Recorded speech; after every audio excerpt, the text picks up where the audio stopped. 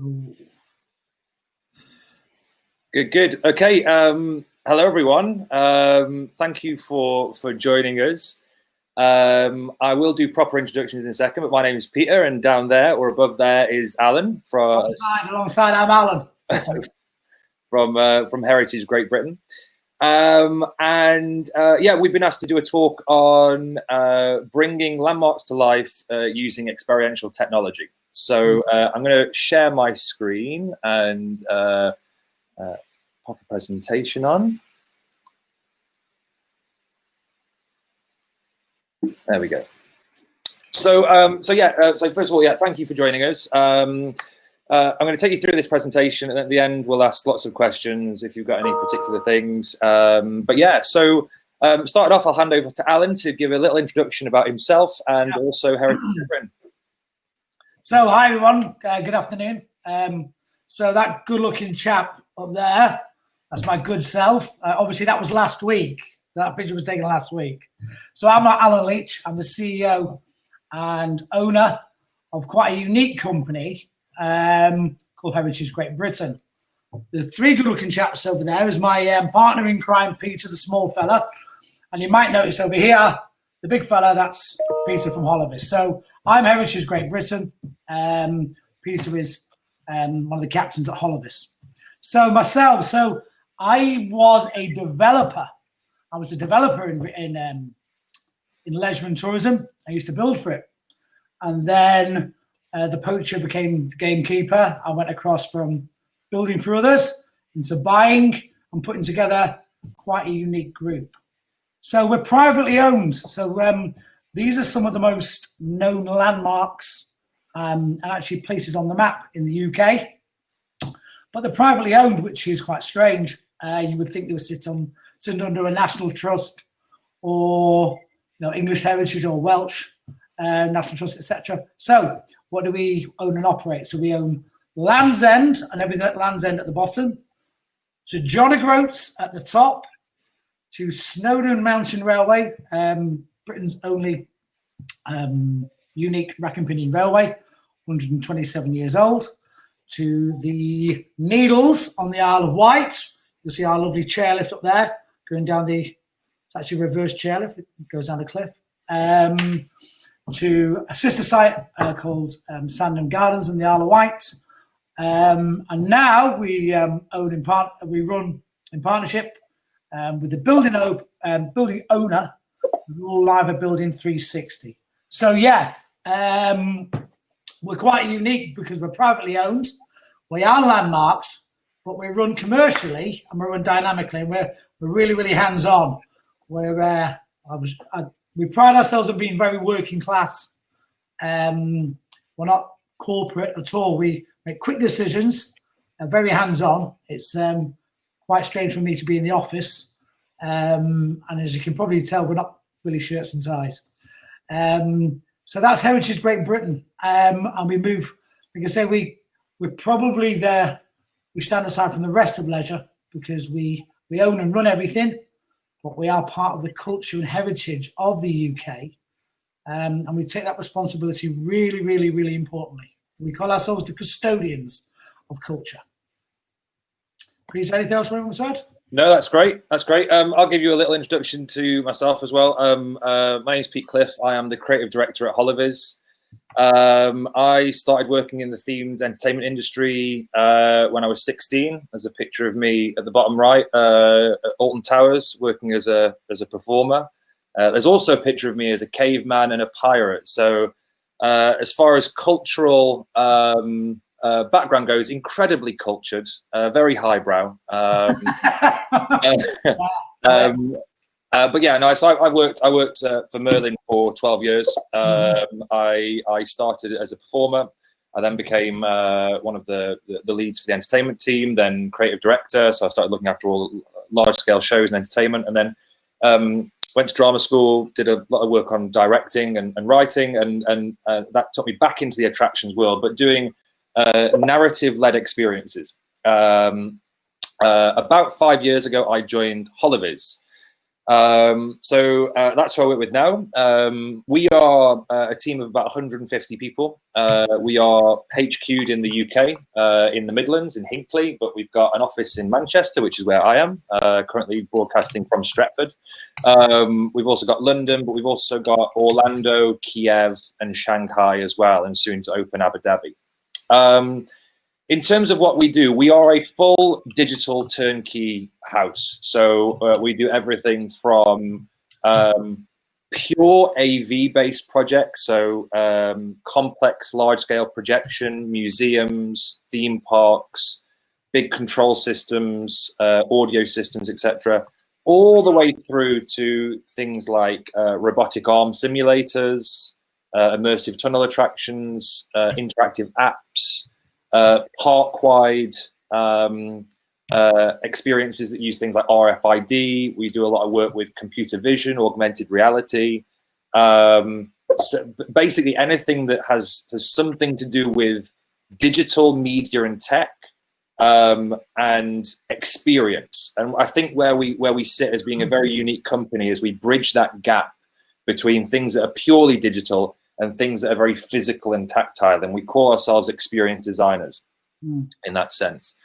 We work with some of the biggest operators in the world, and yeah, we really enjoy doing what we do.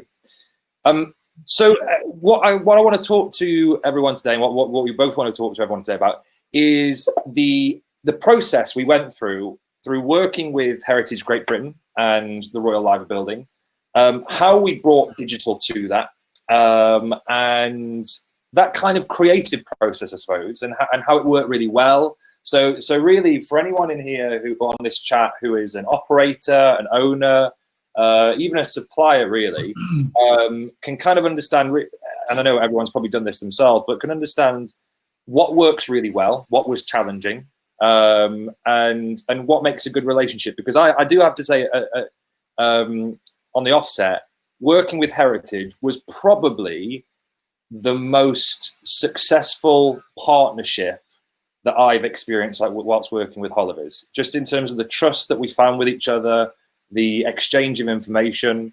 So it's a fantastic case study, and I think that what it resulted in was an experience that is awesome, but also came in pretty much on budget, on the nose. Yeah. So, and that couldn't have been done if there wasn't that mutual respect for each other. So, Alan, I don't know if you want to just give a little bit of background in terms of the building and the brief. Well, I can just a caveat. Peter and Holovis are reassuringly expensive. Yeah. Right. No, I'll come back to that later. Yeah, but I will say from the outset, no, they are. They really did what they said on the tin, and it is a joy to work with a professional company that really do deliver like Holovis. So, right, so the Royal Library Building, our corporate home is actually in Liverpool. Myself being a good Man United fan, by the way, I try not to go there as much as possible, for obvious reasons. But no, our corporate home is there. So with our unique position in the UK tourism market, where we own and operate landmarks, well, there's no bigger landmark in the northwest, actually in the northwest, and not many outside of London, as the Royal Library Building. I mean, it is the Royal Library Building in Liverpool. Now, strangely, it's actually privately owned, and has always been privately owned. The owners changed hands, went into a new ownership, and they wanted to invest heavily into it. So we were contacted. We were handpicked and contacted by the agents of the owner, big offshore owner, buying lots of assets around the northwest, and we were approached, knock on the door, to say, "Hey, we want to speak to you. We would like a museum." And we said, "Absolutely not in your life. You're having a museum. Liverpool's full of them." And we had to try and get across in a very early conversation that we will be their partner. So we'll put half the money in, we'll develop it, we'll run it. Basically, if they can provide us with the space. And straight away, our challenge was to not make anything that was museum, not to completely away from that. and to deliver, like we do elsewhere, like we do with the rest of our company, to deliver entertainment, but to tell the story. And if you get the story wrong in Liverpool, you're not allowed to go back in for at least a decade. Particularly if you're a Manc, as Charles just pointed out on the right side. So we were approached and we were given this challenge. We know Liverpool well. We like it. It is the fastest growing tourism city in the UK, and hopefully will be again. Its growth is quite phenomenal. And that came from the Capital of Culture in 2008. So we were given the space, and it was basically a visitor journey all the way through the building, but focusing most of the time with the upper towers. You can actually see at the top, so you see the picture, you see the upper tower, and behind that clock face, which is bigger than Big Ben, is a giant clock room. And you can see a picture of it in the black and white picture, top right. When we walked in day one, the bottom picture, as Pete's shown there, that's what we found. And we didn't have any other space to tell the story of the destination of Liverpool and to do the entertainment factor. We have a visitor centre on the lower ground floor and a journey through the building, and you go through various parts and eventually we take you right to the top. But we had this space, this huge space in the middle, in probably the icon of the building. And behind it, we had this tapestry. And we'd known about Holovis for quite a while.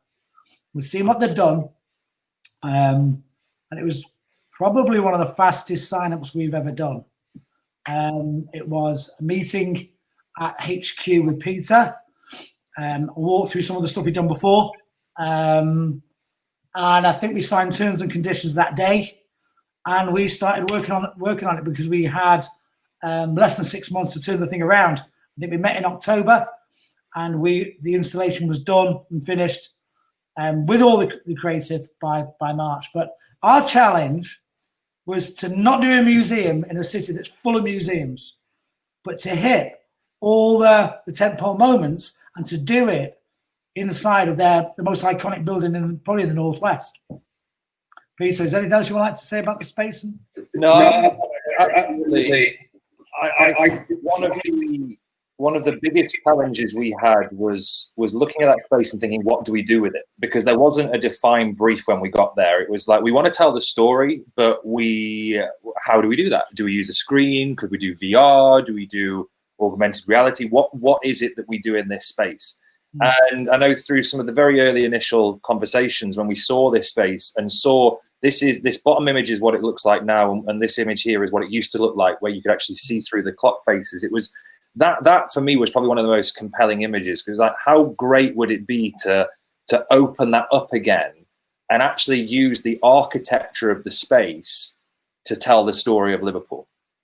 And that kind of led us to the form of projection mapping, where we could use surfaces to manipulate them and use them as a canvas to tell that story. And for me, that just all clicked together really well. And sorry, speech and chat. And can I add the listing on the building, the protection of the building is massive. So we couldn't actually affix to any of the facades. We couldn't touch anything that is, the bricks and mortar. So when Peter explained what projection mapping was, so the challenge to try and get the entertainment into the space, it just seemed like a natural fit. So, yeah, absolutely, and we thought that would be a wonderful way of telling the story. So as soon as we kind of locked into that being our principal concept, it was a process of assessing the space, understanding what we could do for the budget, because the budget was fixed before we started. So what could we achieve in the budget, how long the show would be, what the content would be. And because we had such a short timeline, we actually started both processes in tangent. So we didn't just do one, like creative first, then tech later. We had to kind of do them both together. This is a wonderful picture, in my opinion. The first thing we needed to do was understand the space digitally. So we LiDAR scanned the clock tower. So this is using a laser scanner, and this gave us a rudimentary 3D model of the space. This is the door people come in through here. These are the mechanisms, And these are huge clock faces that sit on the three sides of the building. As soon as we had that, we could start to play around with the canvas in 3D space. What we did notice was that there were these huge cavities that were providing us problems with shadows in here as well and here. So we kind of made the suggestion that we want to use this canvas, but we might need to make some adjustments. So we need to fill these sections in to give us a more consistent canvas. Still have a bit of depth, but do that. That in itself caused challenges because, as Alan's just said, this is an A-star listed building, which means you can't affix to anything. So we had to actually wedge these elements in without any effect to the surface. So we went through that process. We then also started looking at what the best viewer perspective was. When we first started, we were actually going to have people stood around this railing here and focused on a single wall. But actually what we found we could do is shift it. So the focus was directly into the corner. We had a nice big canvas in the center to tell some story. And then we could actually bring the projection all the way around. So what we ended up with was a 270-degree projection map show. And we managed to go below the eye line as well and project down here. And that is in itself from a digital canvas is really impressive. As you can see, this is some of the initial projection analysis where we were, again, simulating this all digitally. But what you can actually see here is the brown and the yellow are two different projectors that are getting blended together. And we're checking for where shadowing occurs and when we need to try and avoid that. Because the less shadowing, the more manipulation you can do with the canvas. Whilst that was advancing, we started working on the story. Now, luckily, and I went to uni in Liverpool, so I know it very well, but luckily, the history of Liverpool, it writes itself. We started the process by picking all of the significant moments that kind of led from the inception of the Royal Liver Building to present day. We said, right, let's just get them all together. And we probably had about 20 in total. And then we kind of questioned ourselves, which of these moments are significant without narration? Because Liverpool has such an international tourism base. The idea of achieving this storytelling through visuals only and emotive audio was very compelling to us. And I think it doesn't over kind of zero in on the contextualization of it using language and that language barrier. So we stripped it out, and as I say, I'll be honest with you, the story of Liverpool wrote itself. Sorry, Peter and Jess. Say the story wrote itself. The most important thing is we didn't have a committee on this. So I said good news, and Charles asked the question before. When you're a private company, and we've been left alone to crack on with this by the building's owners, when you're a private company, we can make really fast decisions. So the story of Liverpool, basically, we said, we can't tell the whole story. We're not going to be able to tell the whole thing. That's done elsewhere. This is the Liver Building's journey through the ages. So from its inception through to modern day, where it sits, within the history of Liverpool. And like Pete said, we had to stay away from language. We had to stay away from other people's brands. So you've got the Beatles are in Liverpool. So we could go images and you can go, that's a little bit of music. We had to stay away from the big football clubs.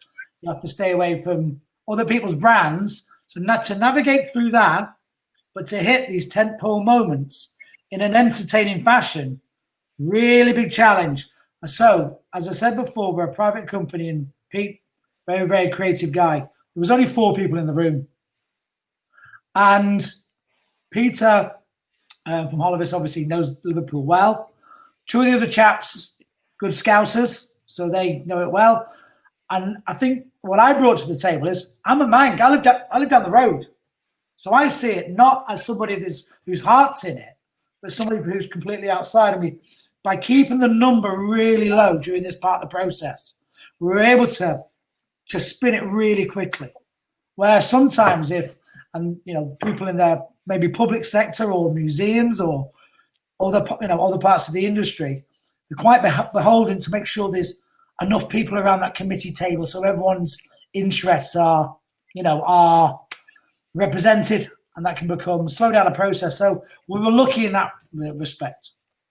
Sorry, Peter. Absolutely. Yeah. No, absolutely. And I think the other important thing with the story is it's making sure, because we wanted this to be entertaining, fundamentally, informative, and emotive. It was underpinning everything with peaks and troughs of emotion and excitement, and again we were very careful to pick the right moments. There are a couple of moments in the show that are more reflective. There's a moment for the war and the bombing raids that happened within Liverpool. There's also a moment of reflection, and it is just an inflection of the Hillsborough disaster. But it ultimately, I think where it resonated really positively when we first opened with guests is it was a true representation of the camaraderie of Liverpool, and it was also a representation of what makes a Scouser, what makes them so hardy, and it's what they've gone through together as a community, and the good and the bad. And I think if we'd steered clear of that, it wouldn't have been a true reflection. It would have been very one leveled. So just in terms of when you're looking at story, don't be afraid to kind of really push yourselves, and you through the process of creativity and the way the methods we use, you can test that as well. So there is a level of security and safety net where you can kind of make sure that is working. So we created a story. We had a timeline, and the target was always to make around a 7-minute show, and that was kind of agreed that was all in budget. So the next process we went through was the storyboarding process. So we loved the idea of people coming into the room, and you actually saw the clock faces that you would have seen maybe 50, 60, 70 years ago when it was pure glass. So we wanted to reproject on the clock faces. Then we came up with this wonderful idea that actually the reason why you're going back in time and you're going on this story is relevant to the liver bird above you. So what actually happens in the story is the liver bird detaches from above the building and comes and perches on the clock hand. And by perching on the clock hand, actually sends the clock hand backwards, which starts the mechanism spiraling. And then that becomes the wonderful transition that takes you into the industrial era, which led to the creation of the liver building, the wealth that came out of Liverpool at that time. So we went through that process of kind of how that story would go. And there was about something like 180 slides. I've just taken a few of these, but just to show how we went through that process and the kind of level of details. It's very, very high level, but it's just to kind of position things. And what's really important, especially when you're doing projection mapping, is that you're trying to justify the shapes and the space of the building. So we kept changing perspective. Like if you look here, we're almost on the inside of the clock tower for this image. And now we flip the perspective, we're on the outside of the clock tower, because again, what's wonderful is the Royal Liver Building was used as a lookout for during the Blitz. So it's almost as if we were able to kind of change perspective. In the Cavern Club, we found the shape of the arch for the Cavern Club, which fit with our clock arches. And again, as soon as we started to explore that, we found really lovely little nuggets of information. So one piece in particular was the year that the last bombing raid took place in Liverpool was also the year Paul McCartney was born. So it's almost to the day. The last bomb was dropped on Liverpool on the day that McCartney was born. That's it. Yeah. You're right. Yeah. And what a lovely way to kind of transition through. So we played around with that, and this really helped us on that process. We had this vision of how Liverpool is all about sport, not just the football. They're a very competitive city, but actually in the face of adversity, they all come together.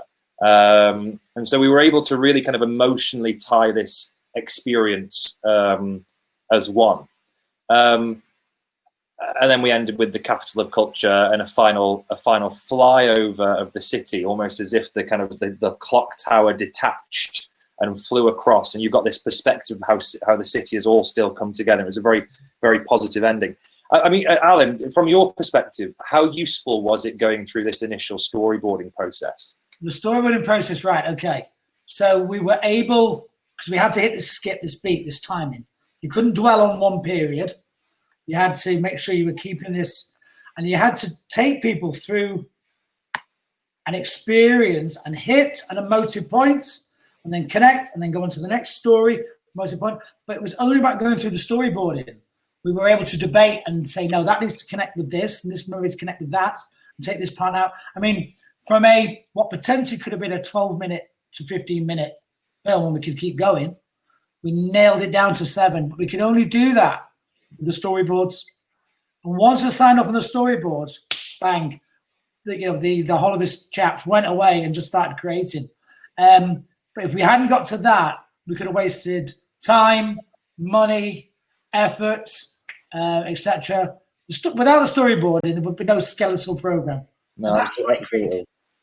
And from the storyboards, we then elevate them into what's called an animatic, for those of you who aren't familiar. So we created an animatic based off the storyboards, but very low res animation of how the story came together. We started to kind of further the creative of how it all segments together, all the key scenes, how we could play around with textures and start to kind of bend and warp the space. And then this is what we were left with. So what you can see here is images of the final production. Okay. We did actually land. We discovered that we could afford to increase the amount of time to around 10 minutes, which was the final show length. And that was because, you know, whenever you're going into one of these processes, there has to be a kind of limit to really the extent of what you can hit. But what you find is, and what we found is, the parts that we found we were rushing and we could have taken a little longer on, just to let the audience breathe and take things in. And that just ended up kind of just expanding the show ever so slightly, because if you go too fast and if you're just at one pace and there's no dynamicism, the audience, I think, loses focus and doesn't have time to absorb. So it's a real fine balance, and doing that process is very useful. I will try, actually. I'll see if I can get the video up. Yeah, go on, so, yeah, I was just going to show you go. Sorry, I was going to say people cry. That was the biggest thing on the first week. So I was asking our presenters, what's the kind of the response, and we do kind of stand at the back and watch, and on a daily basis, and people were crying, and they were crying because they were getting reminded of certain things. And these were people that had roots in Liverpool, who were returning to be friends and family. Yeah, it was just about as that was kind of the moment that I knew we kind of hit it. Yeah, absolutely. Okay, so before kind of concluding on the projection mapping, because there's one of the moments just to kind of bring up, and I know we're almost at time, so I'll try and skip through this as quickly as possible. I just wanted to show, if anyone's interested, just how we kind of piece these things together. So this was just the sequence of the original storyboard, so you can kind of see it was all timed out. We got the bird flying in. We had this sequence of electrical magic that was taking you back in time. It's all very kind of stop-start. And I know it's sometimes very difficult, especially if anyone on this call is creative and part of a creative company, that I know it's challenging, because sometimes we do these storyboards and people can go, oh, they're very, very simplistic. But it really is a very quick process of how we kind of pull this whole thing together and layer it up. So we start with something of this quality. We then move to this, which is the animatic, which is the same thing, very simple, but animated, and there's a few more textures and colors, and we can time things out.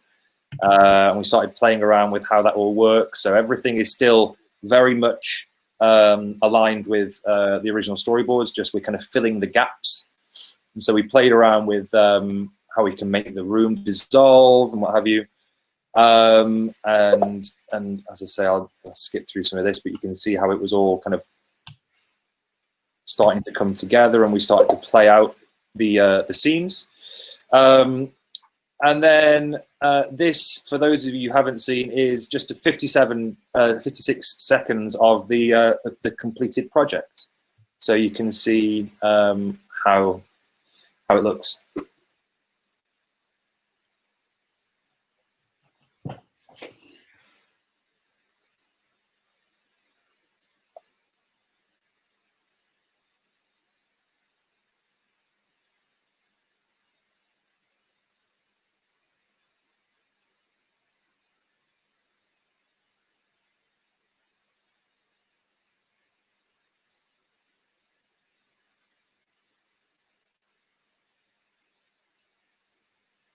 Must say as well, what we did as we progressed through, we enhanced a lot of the scenes with lighting, with temperature. So we've got heat blasts, we've got surround audio. So it's there to really give a sense of immersion, and it doesn't feel, I suppose it's important to say, it doesn't feel tacky. It's there as a very subtle uplift to draw people into that narrative. It doesn't feel gimmicky.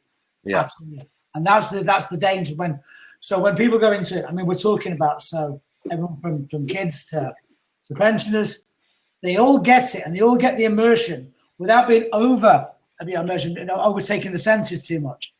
Because you can focus on pick a wall and focus on that, or pick a point, etc. But the interesting bit, it doesn't feel forced.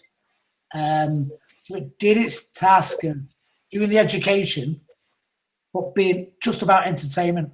And when you've been in a historical building, and we have presenters, not guides, that can be picked people by their personality as well.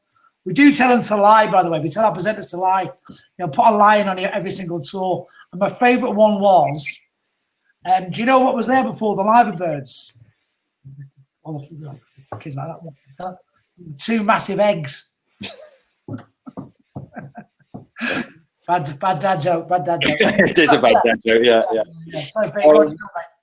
So yeah, I mean, just to kind of finish off, the other thing that we did was we wanted to try and continue the story both before and after visitation. So taking from our software team, we developed a tour app for the Royal Liver Building. So this one of the reasons was that there's not a huge amount of space for things like interactive screens, interpretation. So for the guests that want to find a little bit more about the attraction than what would be on a small plaque, they can scan the plaque, they can reveal different bits of info. We've got either Bertie or Bessie, one of the liver birds, that comes out of the wall, and there's an augmented reality moment with that. You can expand the clock face and look at the mechanism and kind of play with how that works. And it's a cool experience that you can take away with you. And so it's just really thinking about how, fundamentally what we tried to do with this is just look at the whole experience and understand how digital can enhance it and make it allow it to tell the story better, allow it to get information over easier, but not to be distractive. It was always to enhance and support rather than pull and distract. And it all had to be in tune with the operation of the attraction as well. That's another reason why we very much went with the down the route of projection mapping, because it's not an isolated experience. It's not VR. It is en masse. It's something you can enjoy with your family, with your friends. And that's the thing as well, that moment where you're able to kind of look across and see how your parents are getting affected by it, how your friends are getting affected by the show, is incredibly powerful. And that's it. I mean, Alan, I don't know. I know you mentioned earlier about how emotive it is, but yeah, it's for you. This has been a success, hasn't it? Yeah, I mean, the first thing is you're not allowed to get it wrong in Liverpool. If you get it wrong in Liverpool, they will let you know. So, and we were challenged with the Royal Liver Building. So, it's a hell of a challenge because it's been part of the culture, the destination. It's a very emotive city and place. So we had to get that bit right. And we had to get it right for our business partner. And those, that was a big investment company that came and bought a lot of assets in Liverpool. And we had to get it right for ourselves as Heritage GB. We do it, our experience from Snowdon Mountain Railway, the Needles and the Isle of Wight, Land's End, running landmarks, heritage landmarks commercially, but doing it as sensitively as we can, that balance. So did it work? Yeah, it worked.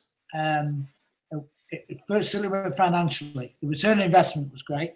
The feedback is fantastic. If anybody wants to go and look at our Facebook and our social, you can kind of see, look at our social media, and you can kind of see how our customers are responding. This is after the bin. So we jumped from nowhere to the top 3 in TripAdvisor of things to do in Liverpool within our first year. Obviously pre-COVID, different little world now at the moment. But so it's delivered for the customer.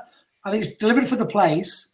It's delivered for us as Heritage, and it delivered for the investors and for the building.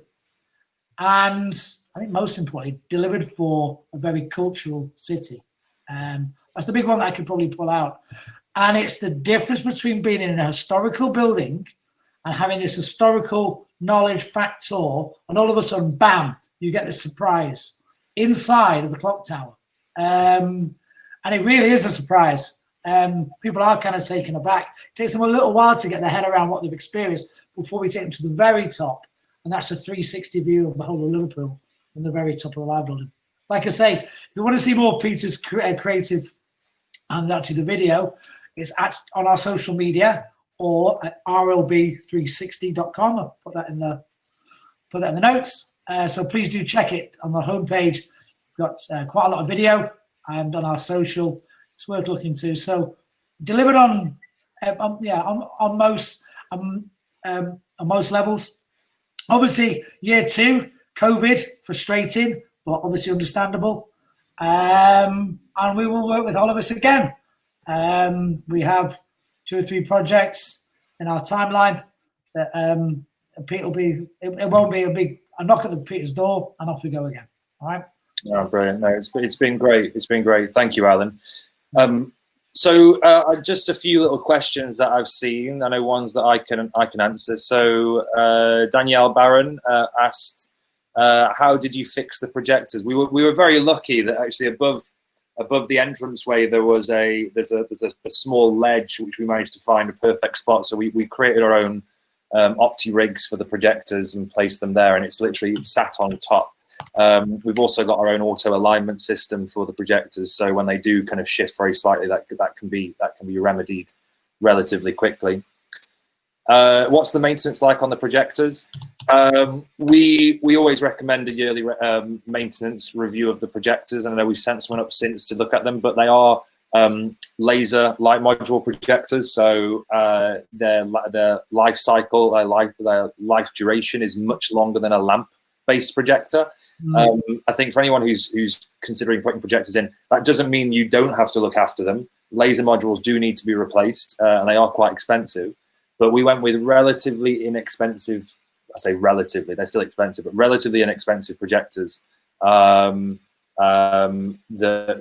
would be feasible to replace after a number of years. So can I just say, when we told the install team that that the lifts only went to floor 10 and they had a spiral staircase.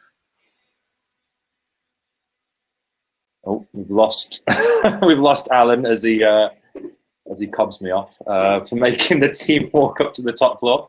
I'll just answer the last few questions. So how many projectors? We've got 4 projectors. So on the main wall, there's 1 doing the centerpiece, and then 2 the side, and they're blended over.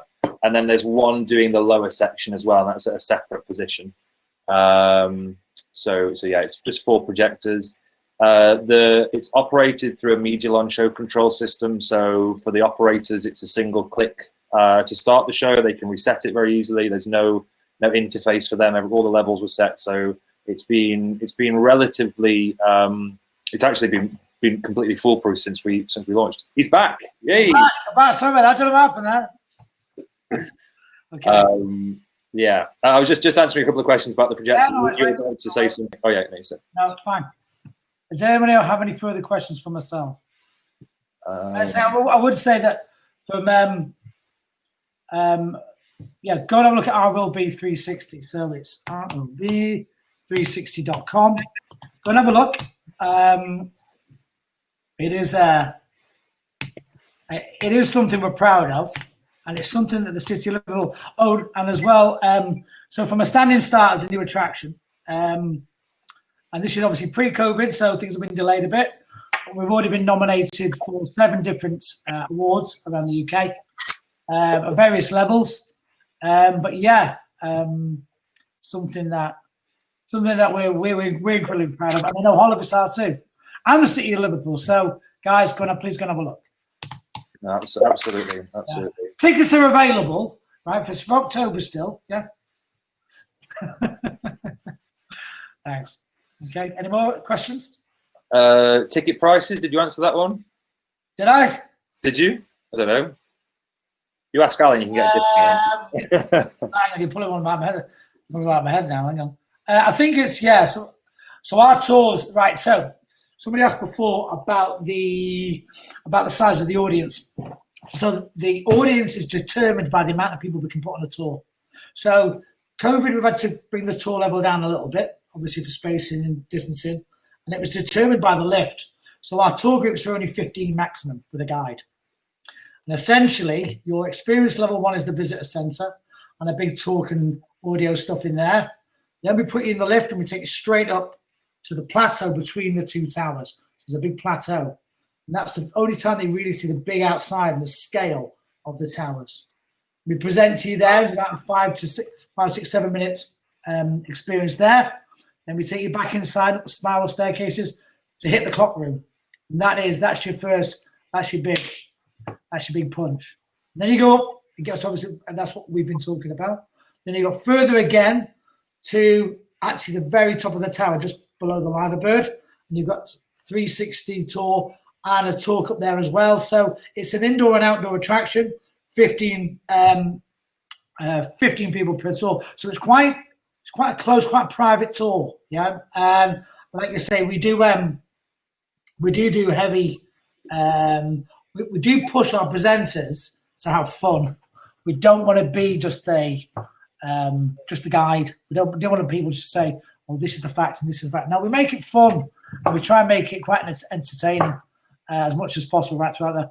I'm going to just ask COVID adaptation. Yeah, quite extensive. No part of our business. So we do 2.5 million visitors every year across all of our sites. We do everything from a 127-year-old mountain railway, proper mountain, to luxury lodges up in Scotland, etc. It's been probably the biggest challenge in terms of COVID adaptation. We've had to bring down our group size. We've had to put another 30% on our staff levels. We've had to work out how we take people through the building. We've had to, instead of every tour being every 15 minutes, we've had to make them 3 an hour because we want more space in between tours to actually put a clean team through the business as well. So behind every tour, as it passes through, there is another secondary person that hits it and gets, cleans all services and push it as hard as we can. And Deborah's been to the Needles, I see. So thanks, Deborah. Hope you had a good time. Hope the weather was all right for you. So yeah, it's £16 an adult. Tickets are still available for October. Good stuff. Great. No. I think that's probably us. So Charles says you're picking up the Scout. I thought he was Scouts when I first met him. He's got that. Like you see, I've had to hang these here. I've had to hang the Man United and the Cantona shirt there because I was talking about Liverpool. Okay, so just a bit of a counterbalance. Well, thanks, Charles. Great. Thank you very much, everyone. Appreciate it. Thank you very much for coming in. I know everyone's got very busy days at the moment, but appreciate your time. Thanks, everyone. Take care. Cheers.